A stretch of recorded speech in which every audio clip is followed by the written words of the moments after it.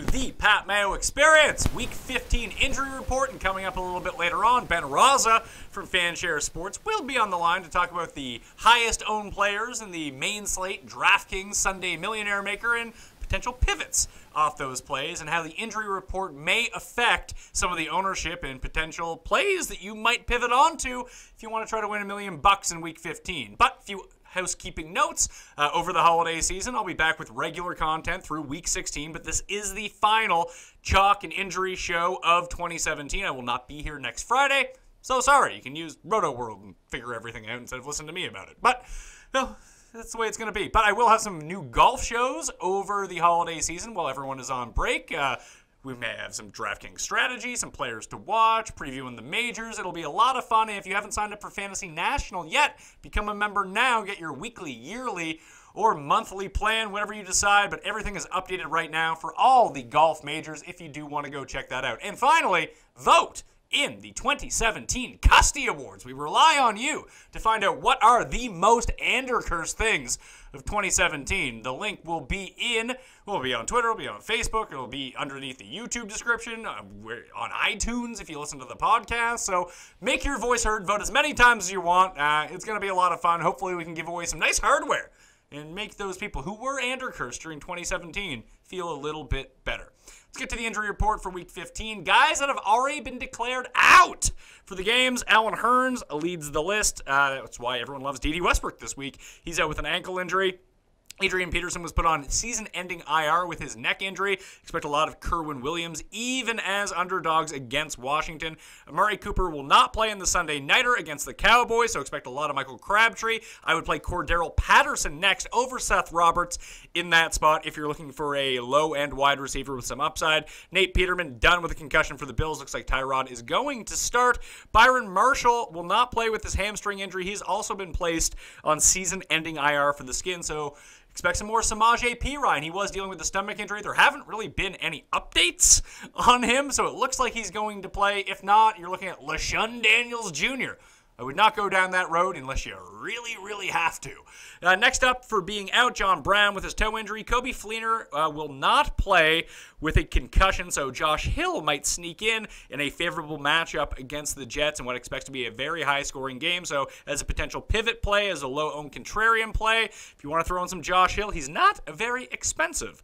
Braxton Miller will miss the Jags game with a concussion. DeAndrew White will end up playing the slot just like he did last week. We thought Andre Ellington would morph into that role, but it doesn't look like that's going to be the case. So you really want to avoid most parts of the Texans passing game. DeAndre Hopkins, you're almost forced to play him. But other than that, especially DraftKings-wise, you'll want to avoid that entire set of players. And finally, Vance McDonald will miss the Patriots game with an ankle injury. Jesse James exploded last week onto the scene against the Ravens, and now with more market share going his way in a very favorable matchup, the Patriots are not very good over the middle of the field or against tight ends. That is someone that you could potentially pivot onto. Charles Clay, very popular, at least expected to be very popular in the DraftKings Millionaire Maker. Jesse James around the same price could be the way to go to cut about 1/8 of ownership out of your lineup. I don't mind Jesse James. No floor with him. GPP play only, but one that does possess some upside.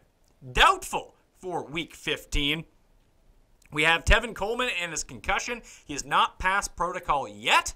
However, the Falcons play on Monday night, so Saturday will be the big day for him to see if he passes the protocol or not. You're playing Devonta Freeman either way, but if you're clinging on to hope for this favorable matchup against the Bucs with Tevin Coleman, you may need an alternate option, whether that's Peyton Barber in the same game. That would make the most sense, but you might have to make this decision on Sunday before you know any information, at least any finalized information. But I would go out of my way not to play Tevin Coleman this week. Other guys that are listed as doubtful: Damian Williams with his shoulder injury. Expect a big workload and the highest ownership percentage in the Millionaire Maker for Kenyon Drake because of it. In a great spot against the Bills, going to play 95% of the running back snaps, get all the work out of the backfield pass catching. Kenyon Drake's a great play. Damian Williams not expected to play. Kyle Rudolph not expected to play with his ankle injury. Raza and I will talk about a Keenum, Diggs, and Thielen triple stack a little bit later on as a contrarian stack you can use. And then you have Leonard Fournette. Did not practice Wednesday, Thursday, or Friday with a quad injury. Now, that would lead you to believe that he is not going to play on Sunday. However, reports out of Jacksonville are saying that Doug Marrone actually has faith in Leonard Fournette, that they're giving him this extra rest so he can play on Sunday. I'm dubious of that. We may not see him on the field, but we're probably not going to know until 11:30 a.m. or 11:35 a.m. on Sunday when the inactives and actives are actually released. So in my rankings column up on DKPlaybook.com right now, I have an amendment. I rarely make an amendment, but this is one that people are going to really need to know. I still have Fournette listed as a top 15 option at running back if he plays, and with the other guys corresponded to if Fournette plays. Now, if Fournette sits, I will rank Chris Ivory above TJ Yeldon. I will have Chris Ivory ranked at number 24 in my PPR running back rankings. I'll have TJ Yeldon ranked at number 35. I don't have a strong feeling either way between the two, but Ivory has looked better in the past few weeks. I know Yeldon had that one big game when Fournette missed against Indianapolis. But that's really been about it for him. And when you look at the red zone touches between the two, it is Chris Ivory that has substantially out-touched TJ Yeldon in the red zone. So that's where I would go. I would go Ivory over Yeldon, and he's a low running back too, should Fournette sit come Sunday against the Texans. Questionable for Week 15. Joe Mixon is yet to pass concussion protocol, so he might not suit up, but it's leaning towards that he will play. If not, you can use Gio. I don't want to say comfortably because the matchup is not very good. However, it's going to be like 20-plus touches for Gio Bernard. I wouldn't expect Brian Hill to have the same role as last week where he barely played unless they're down by 400 points at the end of the game. Then he gets onto the field. Gio is just a volume back this week. It's not a great matchup like it was a week ago and when he was only $3,100. Now he's priced in the 5,000, so it's not like a smash play that you want to get in, but he's an interesting pivot off of Alex Collins, who projects to be very highly owned in that area. More questionable, Alvin Kamara, pass protocol. He's going to play against the Jets. I love him. DeAndre Hopkins, toe injury. He'll be kept in. Matt Forte has a knee injury, and he may or may not go. He's going to be a game-time decision. Last year down the stretch, Bryce Petty loved throwing the ball to Bilal Powell. And we saw Powell get more involved against Denver, especially after Elijah McGuire exited the game. However, Elijah McGuire off the injury report. He's expected to play. Don't love any of the Jets running backs, but Bilal Powell would be my lean this week with Petty under center in what expects to be a blowout on the other side of the ball and potentially a lot of dump-down passes, a potential PPR plug-and-play if you're really desperate. Mike Wallace on his ankle says he guarantees he's going to play, but we'll see against the Browns. He's not a terrible play this week. Kelvin Benjamin's going to try to give it a go for the Bills. Tyrod's going to start for the Bills. Amir Abdullah and his neck injury, we still weren't even sure if he was a healthy scratch last week or not, but he expects to play Saturday night against the Bears. If that's the case, I have to bump down Theo Riddick. If somehow at the last second Amir Abdullah does sit, I really like Theo Riddick PPR-wise as a top 15 running back this week. He tends to go off every single time Amir Abdullah doesn't play. Not that I project Amir Abdullah to do a lot, but he just might be on the field enough to hurt the overall baseline of Theo Riddick and potentially Tion Green as well if you're playing in deeper leagues. So it's a situation to avoid if you can. If not, Theo Riddick remains the best play, whether they all play or whether Amir Abdullah sits. Zach Ertz, pass concussion protocol. He's going to play, probably the best receiving option in the Eagles' offense. Juju Smith-Schuster popped up with a hamstring injury midweek. He may or may not play against the Patriots. That's a later game, so have a backup plan in place. Obviously, Martavis Bryant would move up the ranking should Schuster sit, and if Schuster sits, expect around a 30% receiving share for Le'Veon Bell out of the backfield. That's the way the trends have been going between Schuster playing and Schuster not playing. When Juju plays, Bell's around a 17% receiving market share. When he sits, it's around 30%. That is a significant difference. And if he sits, you might just want to dial up all of the Le'Veon Bell as possible. If he plays, it is one of the cons against him. He's a great play either way. In season long, he's the number one running back. But on DraftKings, where he is so expensive, that can be enough negative to get you to drop down to that next level and use a lower-owned Gurley or a lower-owned Kamara or LaShawn McCoy instead as a contrarian play, as the upside for Le'Veon Bell may not be there. Finally, Ted Ginn was added to the injury report late with rib injury. He is expected to play, though, against the New York Jets. And again, the Saints are 15.5-point favorites. Someone's going to score, but I would lean towards the running game more than the passing game in the situation against Gang Green. Guys have been taken off the injury report as of Friday. We got Robert Woods, Mike Davis, Marquise Lee, Josh Norman, Jimmy Graham, Sterling Shepard, Jared Cook, and Elijah McGuire. They will all play in Week 15. Don't need to worry about those. I would worry about Jared Cook because he's the worst, but that's me. Maybe you feel differently. Coming up next, Ben Rasa to break down the highest-owned players in the DraftKings Millionaire Maker and the potential pivot spots you might want to target in giant GPPs. Stay tuned. Welcome back to the Pat Mayo Experience, bringing in Ben Rasa from fanvice.com. You may know him as a regular from the Friday show, as a temporary placement on the Wednesday full DraftKings show, but you're going to be seeing an awful lot of him come the new year when we're talking about golf every single week and breaking it down. Ben, what's going on, dude? Hello, sir. How are you? Oh, I'm doing fine. This is the final injury show of the year. This is the final chalk report of the year, so hopefully we can get our projections right.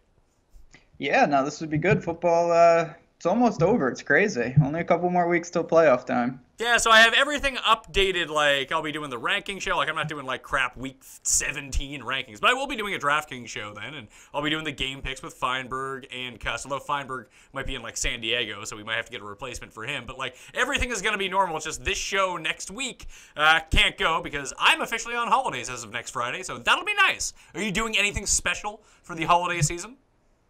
No, nothing too special. It's a nice time, obviously. You know, bowl season, Christmas and whatnot, and then golf. I'm excited. I know you are too. It's going to be a fun January. All right, let's get right into the Fanshare Sports tags. So Fanshare Sports Pro, as of this week, is now a premium site. However, the nice folks at Fanshare have allowed me to talk about the top few chalky players of the week. We can't give you the entire top 10 anymore because you got to pay for that kind of information. You can't just give it away. But if you do want to do that, go to fansharesports.com and you can subscribe to their premium package. Help them out. They're a really good site, and they have some of the best ownership information for both football and golf of any site on the web. So this week at running back, you're looking at two guys that are way above everyone else in terms of tags, and it's Kenyon Drake and it's Le'Veon Bell. Those are your two expected chalkiest players. Down at the bottom, you're going to have like Mike Davis. He's getting talked up quite a bit as well, but Drake looks to be the be-all, end-all chalk play of the week at 5,800, especially now that Damian Williams is going to be doubtful and probably not going to play against Buffalo. Are you going to Kenyon Drake or what? Yeah, I mean, it's hard not to like him. Big game against New England. Williams not there. This is a good matchup, too, with Buffalo. I don't mind the spot for him, and the price is right. The question, obviously, I mean, that's why he's got the most tags. He's going to be popular.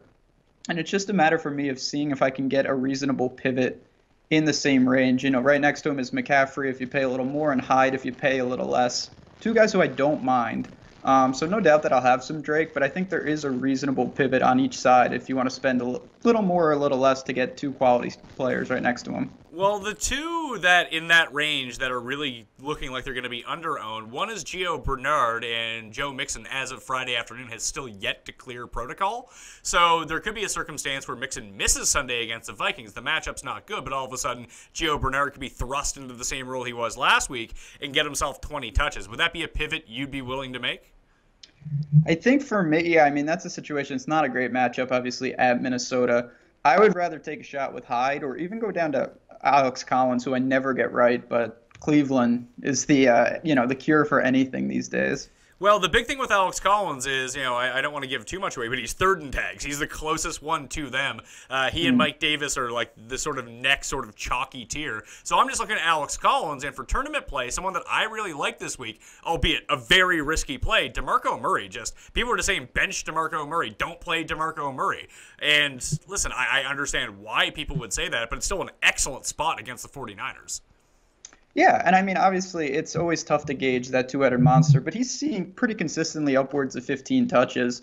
And if he gets rolling at that price, he definitely has the upside to still be in play. Yeah, P. Ryan's right there, too, and people are very mixed on him, but he could be a lower ownership pivot to go to if you want. And off Mike, I know a lot of people are going with Mike Davis. He was removed from the injury report, so he's going to go. But if that gets into a situation where the Rams get up, McKissick might get on the field, I think that the pivot right there is either Jonathan Stewart, who I don't love, but the touchdown equity is very high, but Kerwin Williams is right there, too. And with Adrian Peterson done for the year, it's probably going to be 20 touches for Kerwin. Yeah, I don't mind him. That's a fine. The Redskins are done. They're toast. And AP's obviously not playing. Jonathan Stewart, I'm not going near that. He is about to regress hardcore the way he's scoring. He's the anti-Carlos Hyde right now, where he just finds the end zone literally at every opportunity. Well, Le'Veon Bell, like I mentioned, is one of the highest tag players. He's inside the top two, along with Kenyon Drake. But a lot of people are going to Antonio Brown as well. They're just using both Bell and Brown. But if Bell is going to soak up so much ownership at the top, do you think it's a reasonable pivot to go down to either McCoy, Kamara, or Gurley, or hell, Ingram? I'm not using Ingram, but you might like Ingram in this spot. But those four just don't seem like they're going to have much ownership at all. Yeah, I think it's definitely reasonable because most people, if they go get Le'Veon, there's no way that they're going to take two top-end running backs. It's just going to be too hard to kind of construct.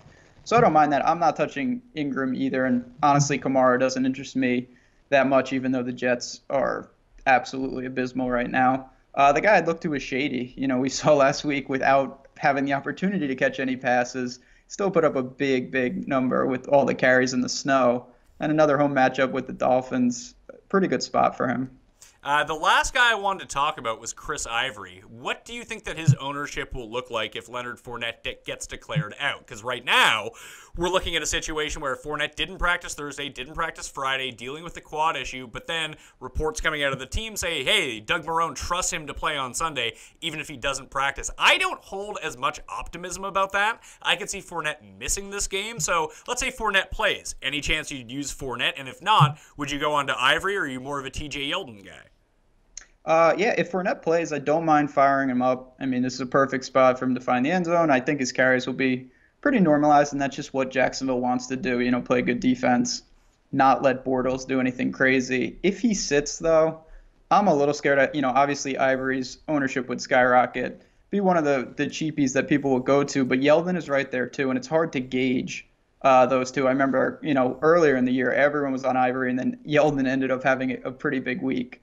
So that's a situation I'll let other people chase. You see, I think I would go to Chris Ivory in this situation. Yeldon got a lot of run in that Colts game because he looked really good and was breaking off big runs. But even when you look at the red zone distribution between them, the overall touch distribution, Ivory is still a big winner when it comes to that. And it seems like over the past few weeks, as the backup, Ivory's looked a lot better. I think they would go to him first. I don't mind. Like, if you're on Mike Davis and you think he's going to be super chalky and you don't want to go to Williams or Jonathan Stewart, if Fournette skips, I think that Ivory is very logical. And I don't think that his ownership will be super high because we're probably not going to know about Fournette until like 11:30 a.m. on Sunday. And by then, people just might not care anymore.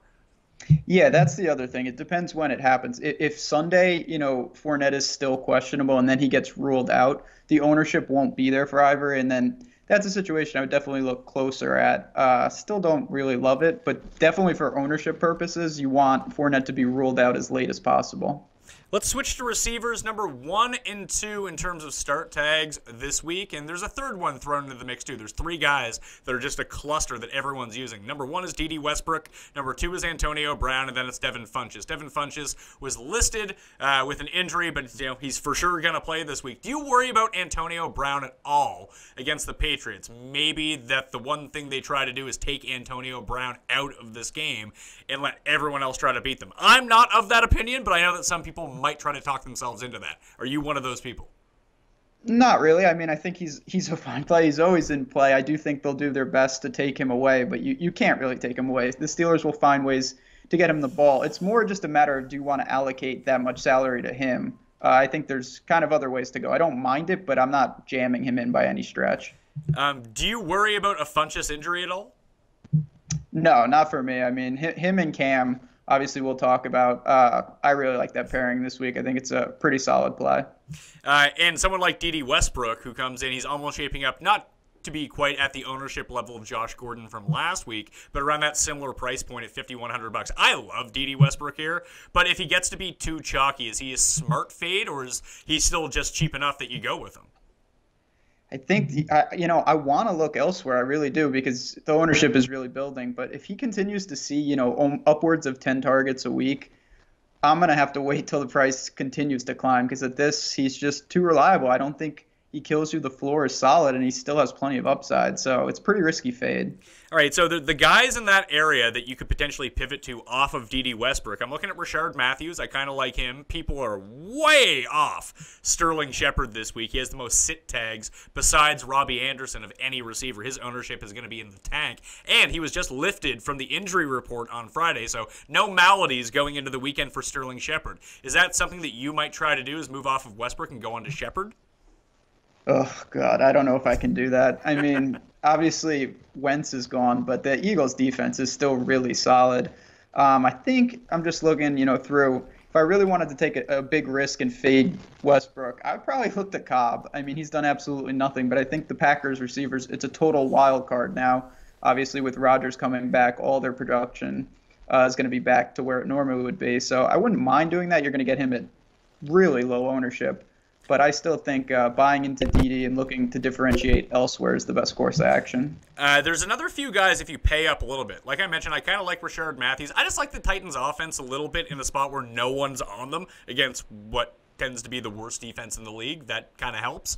Whether that benefits Mariota, Rashard Matthews, Delaney Walker, DeMarco Murray, Derrick Henry, that I don't know. But I feel like someone on the Titans is going to have a big day, and it could be Rashard Matthews, who no one is using. What do you make of like Stefon Diggs, Jamison Crowder, Robert Woods, even differentiating off of D.D. Westbrook and going up to Marquise Lee? Are those any attractive options to you? Yeah, I'm holding. I think I'm the last person on the Diggs train in life. I'm still holding out hope with him. I've been playing him. He's been killing me each and every week. But last week was kind of promising. Him and Keenum, interesting pairing this week. I don't know how many people will do it, and I think if people go there, they'll obviously go get Thielen, which nothing wrong with that. But yeah, Diggs' price is appealing. He still has the home run upside. So that's a guy I'm definitely going to have a lot of exposure to this week. And down at the bottom, like the two guys that look like they're being talked up a lot, Corey Coleman and Nelson Aguilar in that like low $4,000 area. I love Jermaine Kearse this week. I think that's a very logical pivot if Robbie Anderson is going to end up being basically taken out by Marshawn Lattimore, which we don't know. I mean, he might just still get 12 targets and break a big one. Like, let me frame it that way first. Do you like Robbie Anderson at all as a contrarian play? No, not going there at all. How about Jermaine Kearse for $4,000? It's a little more appealing, but the Jets this week. It's going to probably be pretty ugly with Petty back there. I mean, I'm interested to see what he has, but I mean, in the dome against the Saints defense, who's obviously better than I think most people thought. Not that they're elite by any stretch. It's tough. I mean, they should really struggle. They should be throwing throughout the game because they're definitely going to be behind. But I think I would rather just go take a flyer with someone like Corey Coleman for just a little more. One more receiver who's getting a lot of buzz. It's Marquise Goodwin, and for great reason. He's getting all the market share from Jimmy Garoppolo. People love the Niners all of a sudden. The Titans' defense has been a lot better than I think the people realize. Logan Ryan has been taking a lot of wide receiver ones out of the game, and that is how San Francisco is using Marquise Goodwin right now. He has one sit tag for the week. I believe that is from me, and I'm just looking around that area, and no one really wants to use Jarvis Landry against the Bills. Like, we saw that Jay Cutler refuses to throw the ball downfield. Everyone is using Kenyon Drake. Why can't this just be another Jarvis Landry, 8 catches for 95 yards and 2 touchdowns this week? Yeah, I mean, there's nothing wrong with Landry. He always has a high floor, and if he finds the end zone, you're definitely going to get there. Obviously, make sure there's not another blizzard in Buffalo, which I don't think there is. Goodwin, I mean, the appeal is obvious. Like you talked about, Jimmy G is using him all over the place. But he still has a pretty low floor, in my opinion. The way he rolls is just he's such a burner.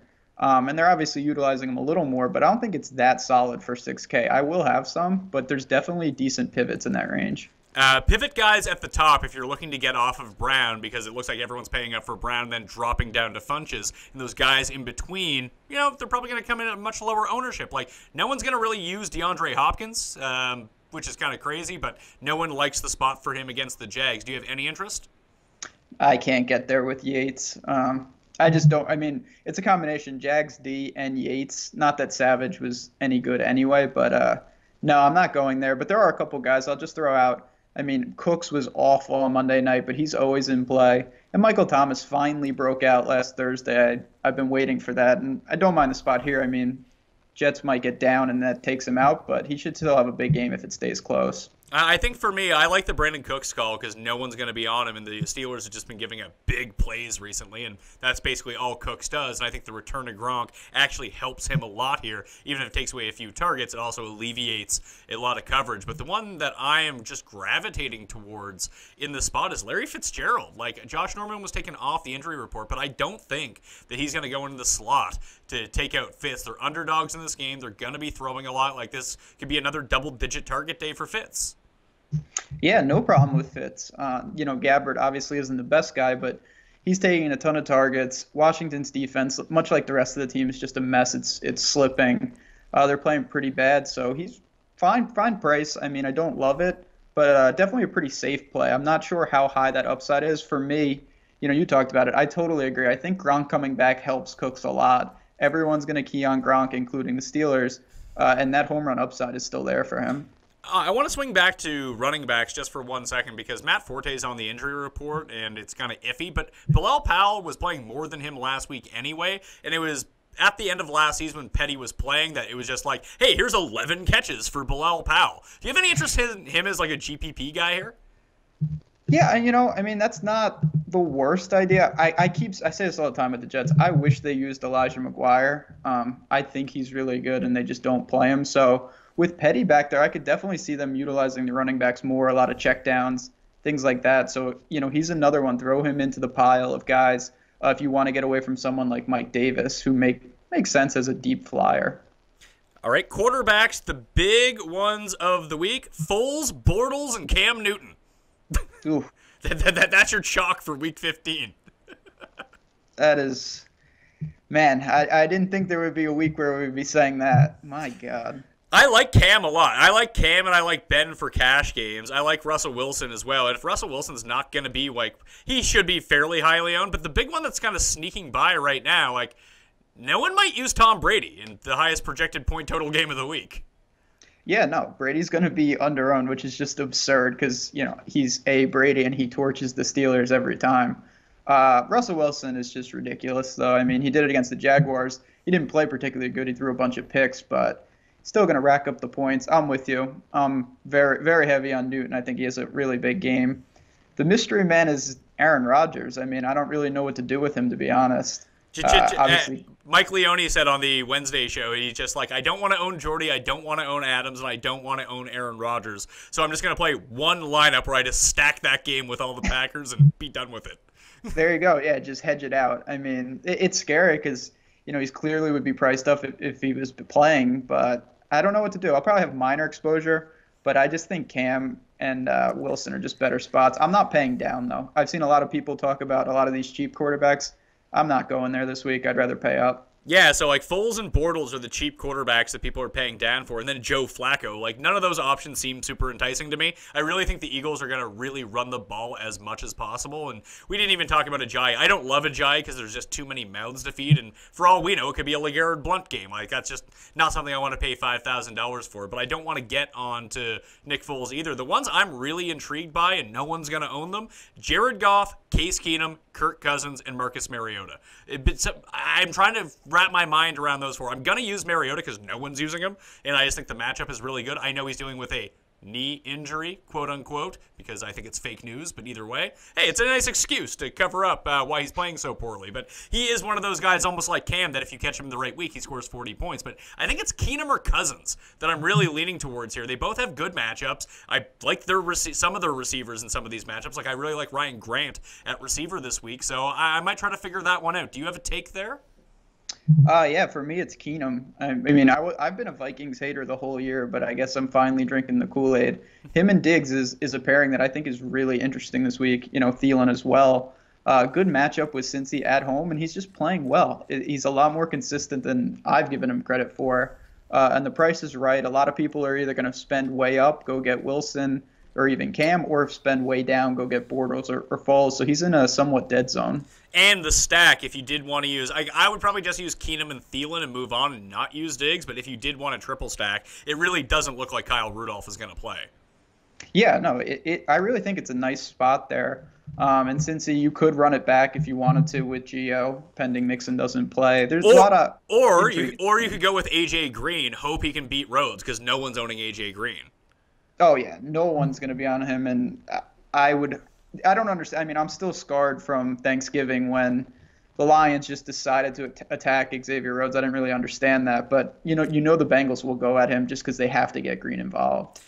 Tight ends, the top three that we're looking at right now. Gronk, so people are paying up. Again, all these Patriots can be super high in the receiving game, and no one wants to use Brady or Cooks. Really weird to me. So it's Gronk, it's Ertz, and it's Delaney Walker. Do you have a choice between those three guys? Because I think just per dollar, I think I like Delaney Walker the best. Yeah, I mean, I'm right with you per dollar. Definitely think Delaney's the one there. Titans scare me just because, you rattled them off before. They have like six reasonable weapons, and it's hard to choose who gets what. But out of them, Delaney does seem like one of the more secure, and I love the matchup against the Niners. Obviously, Gronk's going to be super popular, and there's nothing wrong with that play. But yeah, Delaney's a nice mid-range, and then other than that, I mean, I'm interested to see what else you have because I thought tight end was really thin this week. I did not have a lot that I liked. Yeah, the next two, if people are paying down, it looks like they're paying all the way down for Charles Clay, or they're paying slightly up from that and using Vernon Davis. I don't mind Vernon Davis in this matchup either, if you want to use like the Vernon Davis, Kirk Cousins, Ryan Grant option, or Jamison Crowder, whichever one you prefer. I just don't like Jamison Crowder, but that's a triple stack that no one's going to have and really opens up the rest of your salary cap if you want to use Brown or Bell or whoever. It's just not very expensive at all. So I think the one that I would go with here, weirdly enough, with Vance McDonald out with that ankle injury, Jesse James could be in line tied for a decent game. We saw him rack up a lot of targets last week, and the Patriots are not very good against tight ends. Yeah, he had a big game, much bigger than I obviously thought he would. I don't mind that. There's a guy there that based off nothing, I mean, the stats are not lining up. I really thought that Safarian Jenkins was going to start. I thought he would be priced 5K by now. He had all those touchdowns that weren't somehow touchdowns earlier in the year. But man, he has fallen off the map. I still want to look to him. There's no reason to really do it. I guess Charles Clay is probably the safe guy. But this is another spot where I'm probably just going to, pay up for Delaney or Gronk and move on. I guess the only other one that I'm really seeing from down there that I don't like it, but Ben Watson's playing Cleveland, and playing tight ends against Cleveland is usually something that works. Yeah, I mean, that's definitely a real thing.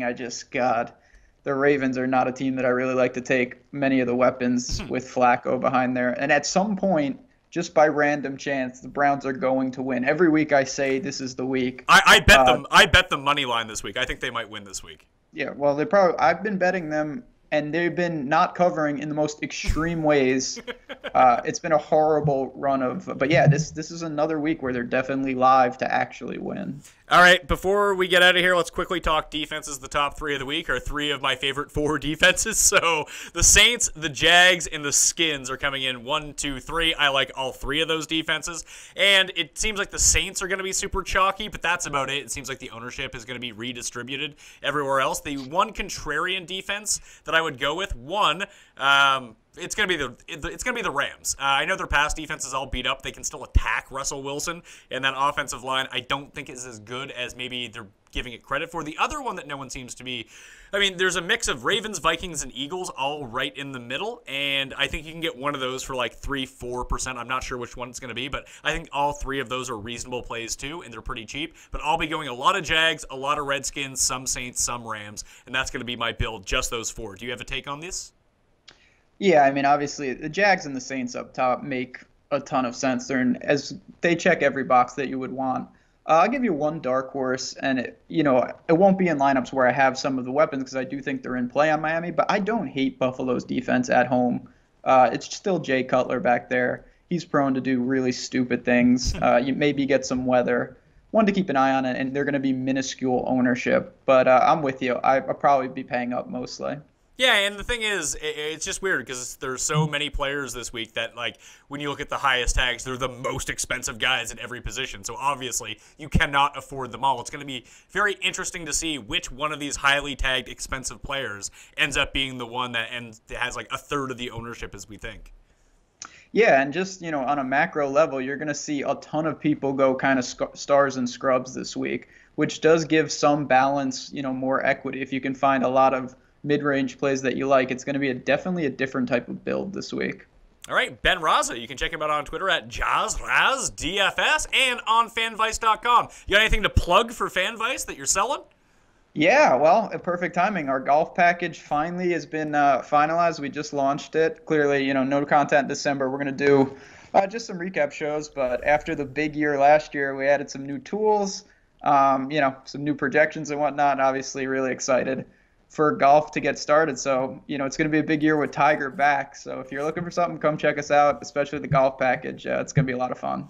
All right. Thanks a lot for being on the line, Ben. Merry Christmas. Yeah, you too, man. We'll talk soon. All right. I'm Pat Mayo. You can follow me at ThePME on Twitter and Facebook. You can subscribe to the Pat Mayo Experience for the video versions on the DraftKings YouTube page and the audio versions on iTunes, Stitcher, Google Play, and Audio Boom. My cheat sheet and all my rankings updated up on DKPlaybook.com. I'm Pat Mayo. Good luck in Week 15. I'll see you next time.